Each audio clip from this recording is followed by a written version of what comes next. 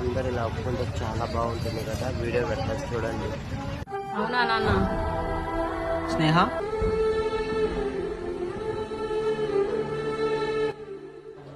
నువ్వు కాపాడింది మా అమ్మనే స్నేహ.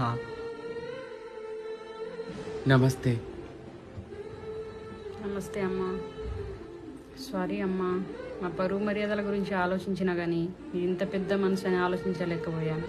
మాకు మనసుంది ఆంటీ, మేము మనుషులమే. మమ్మల్ని మనిషిగా గుర్తిస్తే అదే చాలు. మీరు ఎలాంటి వాళ్ళో నాకు ఇవాళ అర్థమైందమ్మా. సారీ నాన్న, నేను చాలా బాధ పెట్టాను.